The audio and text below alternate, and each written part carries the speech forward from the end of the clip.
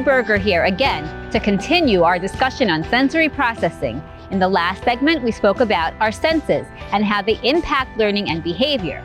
Now that we reviewed and understand the senses, let's understand how sensory processing might present challenges. In this segment, we'll discuss sensory tools, identify sensory behaviors that impact learning, and identify behaviors that present sensory challenges. We all function on a continuum of sensory tolerance levels. Some people like to get dressed to the background noise of the morning news, and some don't like to hear anything at all. Some people feel their clothing on their body when they put them on, but then they get used to or habituated to it. The same person that likes quiet in the morning might like loud music on the drive home. It depends on their sensory tolerance thresholds, which are influenced by the time of day, how we slept, our emotional state, and many other factors. Our tolerance can be different for different sensations. Seeing this in our own lives helps us appreciate how sensory processing might affect the lives of our students too.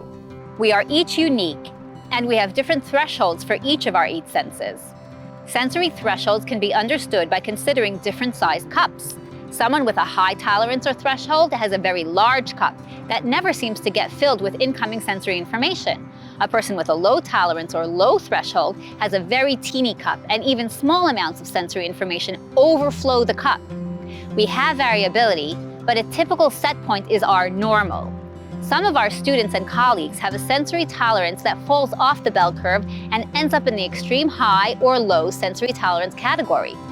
With a large cup or high threshold, those people need a lot of stimulation before it registers in their brains and is ready to be processed and used for learning. They may not even realize the teacher is calling their name until she also taps them on the shoulder. They may seek out sensations by being in constant motion or not be aware that they're hurt. Someone with a small cup has a low threshold and will feel things all the time. They react strongly to the smallest bit of input.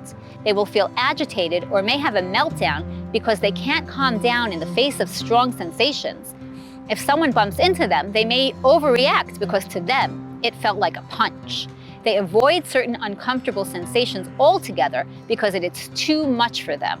They want to protect their system from too much stimulation. These are our over-responders.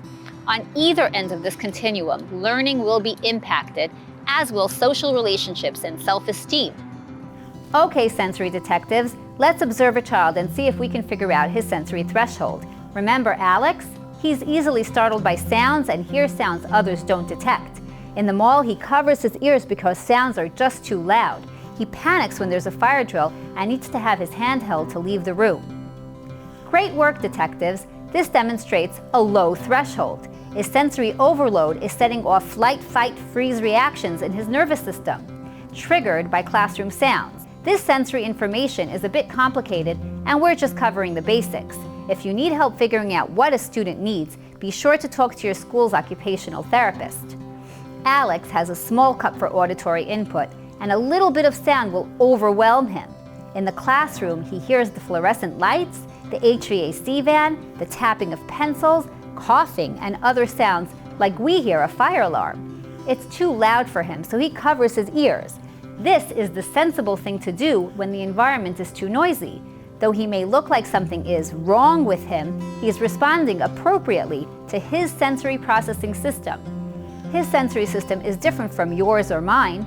Remember, we may have unique sensory thresholds for each of our senses, creating quite a combination of possible sensory processing types. Alex's auditory system doesn't keep anything from going into the brain, or it reacts more quickly, or at a lower threshold, allowing him to hear sounds his classmates would not even detect. On the flip side, we might see a child with a high threshold. That takes a lot of input for them to notice sensations. Meet Charlie. Charlie has a very large cup.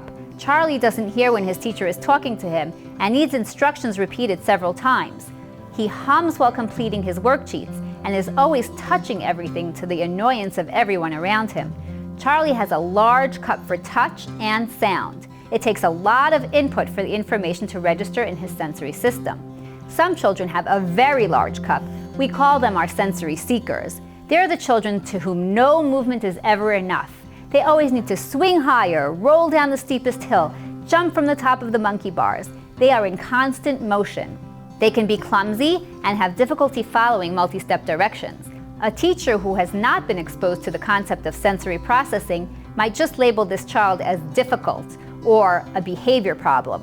But a teacher who takes out her detective lens might appreciate the sensory challenges that are communicated by this behavior and be creative in seeking sensory solutions. We also see some sensory processing challenges that look a bit different. They have to do with balance and whole body coordination.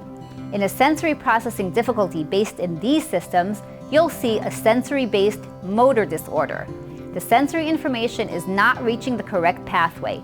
This is not low tone or cerebral palsy or any other physical or neurological disorder. It is difficulty knowing where you are in space.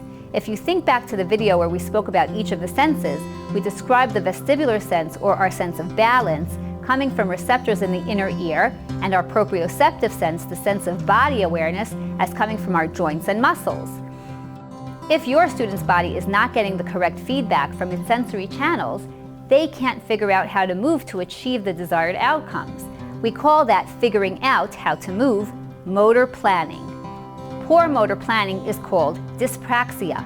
You might have seen it on some evaluations you get for kids in your class who appear clumsy or accident-prone.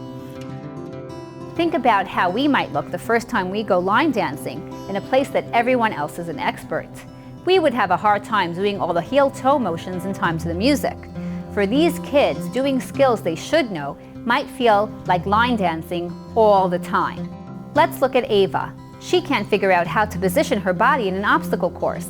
She'll also have trouble staying in her seat. She uses all of her cognitive skills to stay upright, so that when she's asked to complete a math problem, her posture becomes secondary and she falls out of her seat. Kids with this deficit also can't gauge how much force to use when putting pencil to paper. If you give Ava a crayon or a pencil to write or draw with, within a minute, oops, it's broken. Another motor disorder in the vestibular system is one that you do not feel firmly rooted to the ground. This is called postural or gravitational insecurity. These kids absolutely avoid movement. It might feel like being on a roller coaster, and some of us might have experienced this when we had a bad ear infection with fluid in our ears.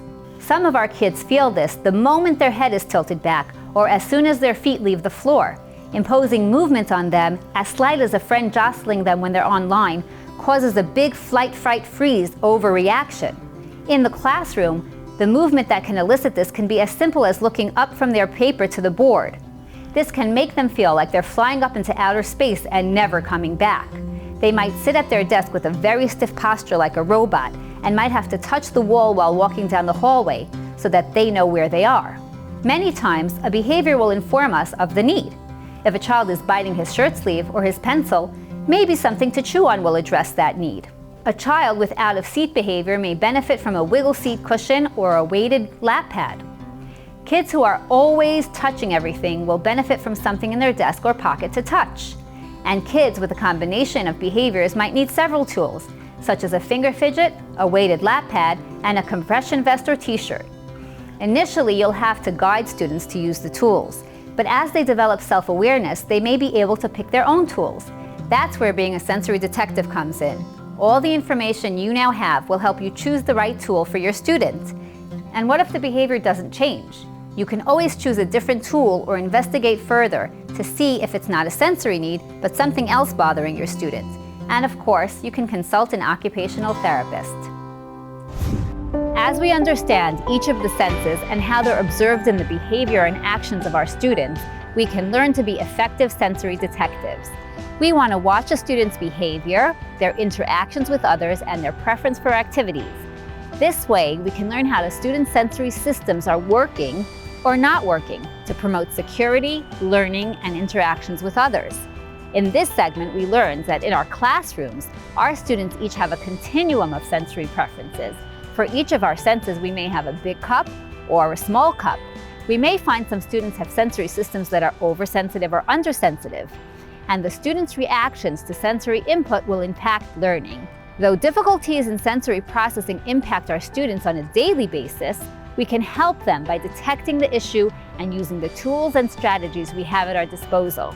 Join me as we explore the sensory tools to address these behaviors.